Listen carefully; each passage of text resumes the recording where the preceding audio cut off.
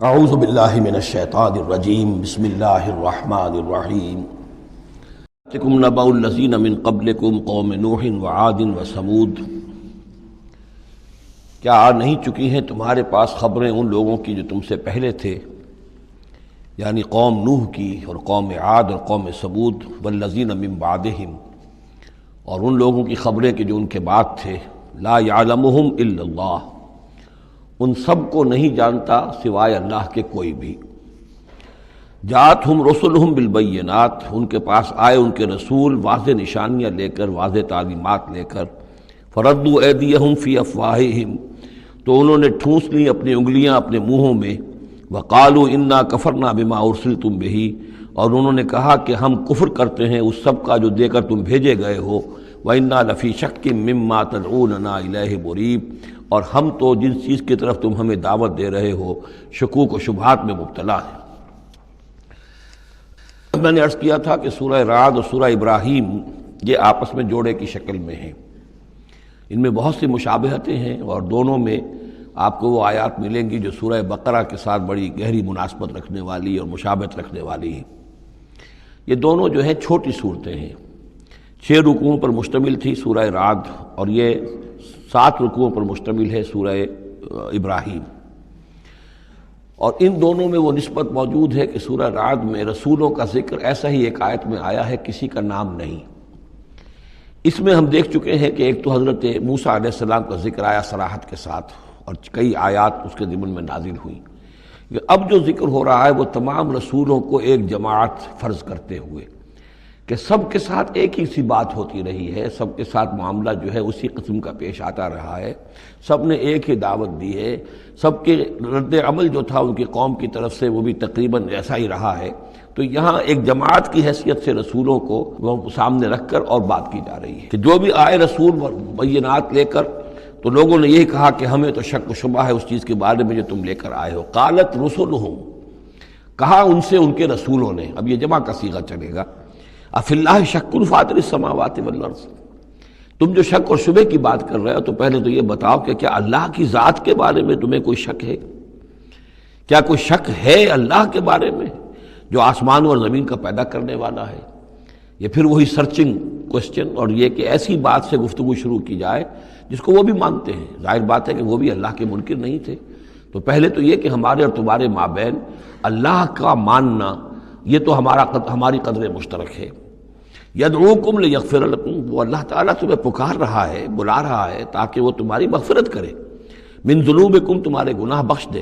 ویؤخرکم الی اجل مسمی، اور تمہیں مؤخر کرے، تمہیں اور تمہاری رسی دراز کرے، تمہیں مہلت دے اس دنیا میں بچنے کی، الی اجل مسمی، ایک وقت معین تک کے لیے۔ قالوا، اب ان سب نے کہا، ان سب کی قوموں نے ایک ہی جواب دیا، ان انتم الا بشر مثلنا، نہیں ہیں آپ لوگ مگر ہماری ہی طرح کے انسان، تریدون ان تصدونا عما کان یعبد آباؤنا، آپ لوگ چاہتے ہیں کہ روک دیں ہمیں ان چیزوں سے کہ جن کو پوجتے تھے ہمارے آباء و اجداد، فاتونا بسلطان مبین، تو لے کر آئیے کوئی کھلی سند، کھلی نشانی، کھلا معجزہ۔ قالت لہم رسولہم، کہا ان سے ان کے رسولوں نے، ان نحن الا بشر مثلکم، نہیں ہے ہم کچھ بھی سوائے اس کے کہ تمہاری ہی طرح کے انسان ہیں، ولیکن اللہ یمن علی من یشاء من عبادہ، لیکن اللہ کا معاملہ ہے وہ اپنے بندوں میں سے جس پر چاہتا ہے احسان کر دیتا ہے۔ اس نے ہمیں چن لیا ہے، ہمارا سلیکشن ہوا ہے، ہمیں پھر اللہ تعالیٰ نے وہی بھیجی ہے اور ہمیں مامور کیا اس خدمت پر کہ تمہیں خبردار کرے۔ وما کان لنا ان ناتیکم بسلطان الا باذن اللہ، اور ہمارے لیے یہ ممکن نہیں ہے کہ ہم تمہارے لیے اور تمہارے سامنے کوئی سلطان اور سند پیش کر سکے، کوئی دلیل لا سکے، کوئی نشانی لے آئے، الا باذن اللہ، مگر اللہ کے حکم سے۔ وعلی اللہ فلیتوکل المؤمنون، اور اہل ایمان کا تو فرض یہ ہے اور طریقہ کار یہ ہونا چاہیے کہ وہ اللہ ہی پر توکل کرے۔ وما لنا الا نتوکل علی اللہ، اور ہمیں کیا ہوا ہے کہ ہم اللہ پر توکل نہ کریں؟ How is it possible for us, کیسے ممکن ہے کہ ہم اللہ پر توکل نہ کریں؟ وقد ہدانا سبلنا، اس نے تو ہمیں اپنے راستوں کی ہدایت دی ہے، ہمیں اپنے طرف آنے والے راستے، تقرب الی اللہ کے تمام طریقے اس نے ہمیں سکھا دیے ہیں۔ وَلَنَصْبِرَنَّ عَلَىٰ مَا آذَيْتُمُونَا، اور جو تم ہمیں ایذائیں پہنچا رہے ہو، جو بھی تم کہہ رہے ہو، ہم اس پر یقیناً اللہ تعالیٰ ہم صبر کریں گے اس پر کہ جو بھی تم ایذا پہنچا رہے ہو۔ وَلَنَصْبِرَنَّ عَلَىٰ مَا آذَيْتُمُونَا وَعَلَى اللَّهِ فَلْيَتَوَكَّلِ الْمُتَوَكِّلُونَ، اور اللہ تعالیٰ ہی پر تمام متوکلین کو توکل کرنا چاہیے۔ وَقَالَ الَّذِينَ كَفَرُوا لِرُسُلِهِمْ، وہی مکالمہ چل رہا ہے رسولوں کا ایک جماعت کی شکل میں، اور کہا ان لوگوں نے جو کافر ہوئے اپنے اپنے رسولوں سے اپنے اپنے زمانے میں، لَنُخْرِجَنَّكُم مِّنْ أَرْضِنَا، ہم لازماً نکال باہر کریں گے تمہیں اپنی زمین سے، اپنے ملک سے، اپنے وطن سے، أَوْ لَتَعُودُنَّ فِي مِلَّتِنَا، یا یہ کہ تمہیں لا محالہ اور لازماً لوٹنا ہوگا ہماری ملت میں، ہمارے طریقے میں، ہمارے دین میں۔ فَأَوْحَىٰ إِلَيْهِمْ رَبُّهُمْ، تو ان کی جانب وحی کی ان کے رب نے، لَنُهْلِكَنَّ الظَّالِمِينَ، کہ اب ان ظالموں کو ہم ہلاک کر دیں گے، وَلَنُسْكِنَنَّكُمُ الْأَرْضَ، اور پھر ہم تمہیں آباد کریں گے زمین میں۔ یعنی جو بھی رسول بچ گئے، ان کے ساتھی اہل ایمان بچ گئے، اب وہ قوم جو کافروں کی وہ ہلاک کر دی جائے گی، اور پھر تمہیں ہم بسائیں گے زمین کے اندر ان کے بعد، من بعدہم، ذالک لمن خاف مقامی، اور یہ ان لوگوں کے لیے ہے کہ جو میرے سامنے کھڑے ہونے سے ڈرتے رہیں، کانپتے رہیں، لرزتے رہیں کہ ایک وقت آئے گا کہ انہیں میرے سامنے کھڑے ہونا ہے، محاسبے کا دن ہوگا، آخرت کی گھڑی ہوگی، اور اس میں وہ جو عدالت اخروی ہے اس میں میرے سامنے کھڑا ہونا ہوگا۔ ذالک لمن خاف مقامی و خاف وعید، اور جو میری جو وعدے سے، عذاب کے جو وعدے میرے ہیں ان سے ڈرتے ہیں۔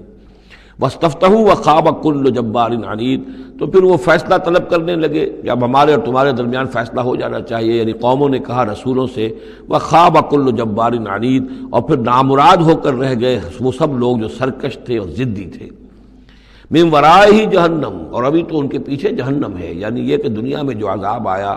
عذاب استحصال آیا، ہلاک کر دیے گئے، کلم یغنوا فیہا، ایسے ہو گئے جیسے کبھی تھے ہی نہیں، لا یرا الا مساکنہم، ان کے مسکن اور محل تو باقی رہ گئے لیکن ان کے مکین جو ہے کہیں باقی نہ رہے۔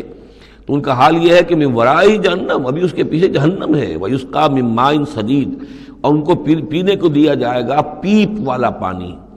یتجرعہ، جب شدید پیاس کی وجہ سے اسے گھونٹ لینے کی کوشش کرے گا، ولا یکاد یسیغہ، لیکن اسے گلے سے نہیں اتار پائے گا، حلق سے نہیں اتار پائے گا، ویاتیہ الموت من کل مکان، اور اسے ہر طرف سے موت آتی ہوئی نظر آئے گی، وما ہوا بمیت، لیکن موت آئے گی نہیں، اور اس کا جو ہے وہ سختی کا سلسلہ ختم نہیں ہوگا۔ یعنی ایک سختی وہ بھی ہوتی ہے جس میں موت راحت پہنچا دیتی ہے انسان کو۔ آپ نے دیکھا ہوگا بہت سے بیمار ہوتے ہیں بیچارے، شدید بیمار ہیں، ان کے لیے تو موت ایک طرح سے راحت کا سامان بن جاتی ہے کہ ان کی وہ موت کی سختی ختم ہو گئی، لیکن جہنم وہ چیز جگہ ہے کہ جہاں موت نہیں آئے گی، لا یموت فیہا ولا یحیا، نہ پھر اس میں موت ہی آئے گی، نہ وہ زندوں میں ہوں گے نہ مردوں میں ہوں گے، بلکہ یہ ہے کہ وہ عذاب کی سختی مسلسل جھیلنی ہوگی۔ وَمِن وَرَائِهِ عَذَابٌ غَلِيظٌ، اور اس کے بعد یعنی عذاب کے اندر سختی ہوتی چلی جائے گی، درجات بڑھتے چلے جائیں گے، شدت میں اضافہ ہوگا۔